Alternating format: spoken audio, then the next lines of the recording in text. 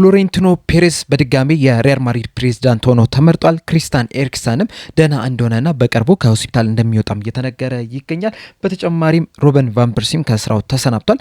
ውድ ቻናላችን ቤተሰቦች እንኳን ወደ ቻናላችን በደህና መጣችሁ። በዛሬው ቆይታችን ከላይ ያነሳናቸውን ዘገቦች የምንመለከት ይሆናል። እስከ መጨረሻው ደቂቃ ድረስ አብራችሁ ቆይታችሁም እንድትከታተሉን ያላችሁን ሀሳብ አስተያየትም ኮሜንት ሴክሽን ላይ በመጻፍ እንድታሳውቁኝ ሰብስክራይብ፣ ላይክ፣ ሼር እያደረጋችሁ የቻናሉ ቤተሰብ እንድትሆኑም በአክብሮት እጠይቃለሁ። አሁን በቀጥታ ወደ ዘገቦች የምናመራ ይሆናል። አብራችሁን ቆዩ። በመጀመሪያ የምንመለከተው ሩበን ቫን ፐርሲን የተመለከተውን ዘገባ ይሆናል። የቀድሞ የአርሰናል እንደዚሁም ደግሞ የማንቸስተር ዩናይትድ አጥቂ የነበረው ሩበን ቫን ፐርሲ ከፌብራሪ 2025 ጀምሮ የፌኖርድ አሰልጣኝ መሆን ችሎ ነበረ። በፌኖርድም 58 ጨዋታዎችን መምራት ችሎ ነበረ።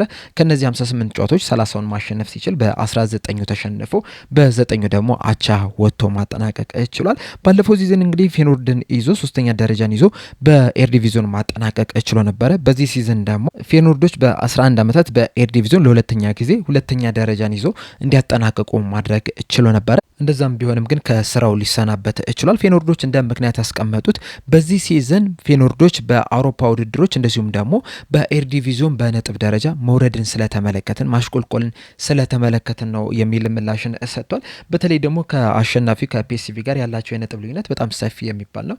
ወደ 19 ነጥብ ልዩነቶች አሉና በእነዚህ ምክንያቶች ሩበን ቫን ፐርሲን ሊያሰናበቱት ችለዋል። ሩበን ቫን ፐርሲ እንግዲህ በመጀመሪያ ወደ ፌኖርድ በሚያቀናበት ሰዓት ምናልባትም ፌኖርድን በጣም ያሻሽላል፣ የተሻለ ቦታ ላይ ሊደርስ ይችላል የሚል ግምት ነበረ። ነገር ግን በፌኖርድ 15 ወራትን ከቆየ በኋላ ከስራው ሊሰናበት ችሏል። በቀጣይ ወዴት ሊያመራ እንደሚችል እንግዲህ አብረን የምንመለከተው ይሆናል።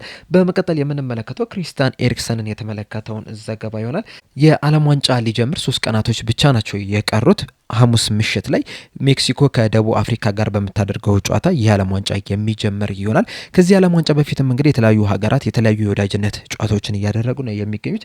ዴንማርክም ከዩክሬን ጋር የወዳጅነትን ጨዋታም ስታደርግ ነበር። ነገር ግን 65ኛው ደቂቃ ላይ ክሪስቲያን ኤሪክሰን ተዝለፍልፎ በመውደቁ ምክንያት ጨዋታው ሊቋረጥ ችሏል። ክሪስቲያን ኤሪክሰን እንግዲህ ከዚህ ቀደም 2021 ላይ ዴንማርክ ከፊንላንድ ጋር በአውሮፓ ውድድሮች ላይ በምታደርገው ጨዋታ ላይም ተዝለፍልፎ ወድቆ በቀጥታ ወደ ሆስፒታልም ሊወሰድ ችሎ ነበር። እንደውም በዛ ሰዓት ላይ እንግዲህ ህይወቱም ልታልፍ ትችላለች የሚል ትልቅ ስጋት ነበረ።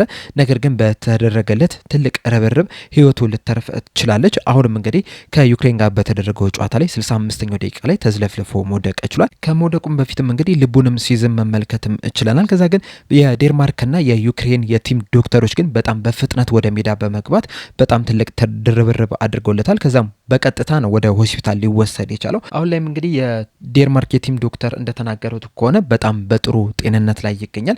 በቅርቡም ከሆስፒታልም ይወጣል እያሉን ይገኛሉ። ነገር ግን ደግሞ በዓለም ዋንጫው ላይ ይሳተፋሉ የሚለው ነገር እስካሁን ድረስ የተረጋገጠ ነገር አይደለም።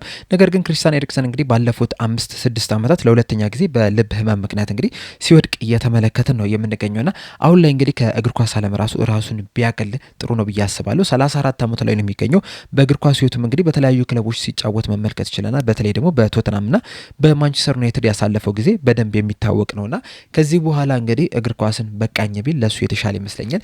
በተደጋጋሚ እንደዚህ አይነት ህመሞችን ማስተናገድ በተለይ ደግሞ በዚህ ዓለም ዋንጫ ላይ በአሜሪካ ላይ እንግዲህ በጣም ከፍተኛ ሙቀት አለና እንደዚህ አይነት የልብ ህመም ኖሮበት ደግሞ በሙቀት መጫወት በጣም ከባድ ነውና በዛ ምክንያት በዚህ ዓለም ዋንጫ ላይ ላይሳተፍ ይችላል። ከዚህ በኋላ እንግዲህ እግር ኳስን ቢያቆም ጥሩ ነው ብዬ አስባለሁ። የእናንተን ሀሳብ እንዳለ ኮሜንት ሴክሽን ላይ በመጻፍ አሳውቁኝ። በመቀጠል የምንመለከተው እሁድ ዕለት በትናንትናው ዕለት የተደረገውን የሪያል ማድሪድ ምርጫን ይሆናል። እንደሚታወቀው በትናንትናው ዕለት እሁድ ማለት ነው በሪያል ማድሪድ በኩል እንግዲህ በቤርናቦ ወደ 100,000 የሚጠጉ አባላቶች ምርጫ አድርጓል። እንደሚታወቀው ፍሎሬንቲኖ ፔሬዝ እና ሪኬልሜ በዚህ ምርጫ ላይ መሳተፍ ችሎ ነበር። ምርጫውን ግን ፍሎሬንቲኖ ፔሬዝ 65% ድምጽ በማግኘታቸው ሊያሸንፉ ችሏል። ትልቅ ምርጫ ነው የተደረገው እና ከረጅም ጊዜም በኋላም ነው ፍሎሬንቲኖ ፔሬዝ ለፕሬዝዳንትነት ተቀናቃኝ የገጠማቸው። እንደሚታወቀው ከ2000 እስከ 2006 በፕሬዝዳንትነት ፍሎሬንቲኖ ፔሬዝ ማገልገል ችሎ ነበረ። ነገር ግን 2006 ላይ በራሞን ካልዴሮን በተባሉ ሰውዬ ሊተኩት ችሏል። ነገር ግን 2009 ላይ እኒህ ሰውዬ ከስልጣናቸው በራሳቸው ፈቃድ ይወርዳሉ። ከዛ በኋላ እንግዲህ 2009 ላይ በተደረገ ምርጫ ፍሎሬንቲኖ ፔሬዝ ማሸነፍ ችሏል። ከዛ ከ2009 በኋላ 2013፣ 2017፣ 2021 እንደዚሁም ደግሞ ባለፈው ዓመት 2025 ላይ ያለምንም ተፎካካሪ በድጋሚ በፕሬዝዳንትነት መመረጥ ችሏል።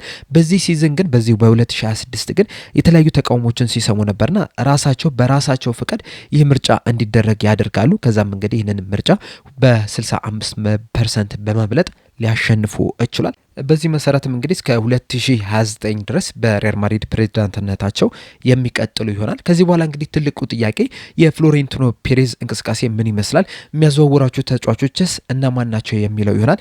እንደሚታወቀው ለዚህም ምርጫ ቅስቀሳ ሲያደርጉ ማክሰኞ ዕለት 150 ሚሊዮን ዩሮ አውጥቼ ለተጫዋች ዝውውር ጥያቄ አቀርባለሁ የሚል ነገርን ሲናገሩ ነበርና እስካሁን ድረስ እንግዲህ ይህ ተጫዋች ማን ነው የሚለው አልታወቀም። በነገው ዕለት ግን በይፋ የሚታወቅ ይሆናል።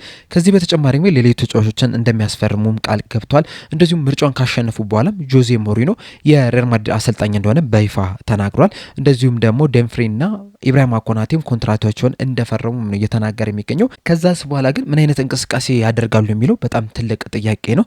በዚህ የክረምቱ የዝውውር መስኮት ማድሪዶች በጣም ብዙ ገንዘብን ሊያወጡ እንደሚችል ነው እየተጠበቀ የሚገኘው። ቢያንስ እንኳን አንድ ተጫዋች 150 ሚሊዮን ዩሮ አውጥተው እንደሚጠይቁ ይታወቃል። ከዛ በኋላም ግን ያንን ተጫዋች ቢያስፈርሙት ራሱ የሚያበቁ አይመስለኝም። ከዛ በተጨማሪም ሌሎች ተጫዋቾችን ለማስፈረም እንቅስቃሴ ያደርጋሉ ተብሎ ይጠበቃል። ስማቸውም እንግዲህ ከተለያዩ ክለቦች ጋር እየተያዙ ነው የሚገኙትና ከዚህ በኋላ ፍሎሬንቲኖ ፔሬዝ ምን ሊያደርጉ ይችላሉ የሚለውን ነገር ለማየት እንግዲህ በጣም የሚያጓጓ ነው። ከዛ በተጨማሪም ደግሞ ጆዜ ሞሪኖም የሚፈልጓቸው ተጫዋቾች አሉ። እነዛ ተጫዋቾች ይፈርሙላቸዋል። እንደዚሁስ በማድሪድ በኩልስ ያሉትን ነገሮች ማስተካከል ይችላሉ የሚሉት ራሱ በጣም ትልቅ ጥያቄዎች ናቸው። እነዚህን እንግዲህ ቀጣይ አብረን የምንመለከታቸው ይሆናል። አሁን ላይ ግን ፍሎሬንቲኖ ፔሬዝ የሪያል ማድሪድን ምርጫ አሸንፏል። ከዚህ በኋላ እንግዲህ በተለይ በነገው ዕለትም እንግዲህ ለዝውውር ጥያቄ ያቀርባሉ ተብሎ ይጠበቃል። ያንን በቀጣይ ይዘን የምንመጣ ይሆናል። ለአሁን ግን እዚህ ላይ አበቃው። እስከ መጨረሻው ደቂቃ ድረስ ስለተከታተላችሁኝ ከልብ አመሰግናለሁ።